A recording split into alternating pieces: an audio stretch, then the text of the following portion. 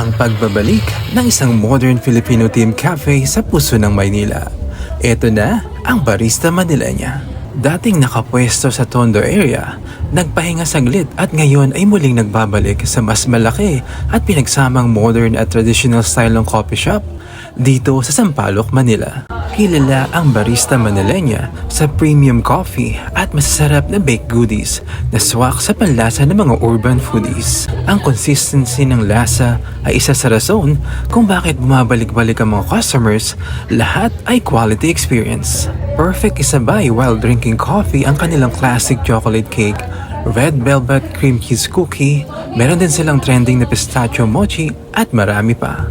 Ang Barista Manilenya ay gumagamit ng pure coffee beans. Hindi instant coffee kaya mas malasa at aromatic inumin. May unique flavor profile na maswak sa panlasa ng iba't ibang coffee lovers. Ay, Ma'am Lou, anong araw at anong oras naman open itong Barista Manilenya? We're open Monday to Saturday, 10:30 a.m. until 11 p.m. To all viewers of Sarap Manila TV, I invite you here sa new location ng Barista Manilenya sa Fuse Box Complex Building, 1254 Asturias Street, Sampaloc, Manila, near UST.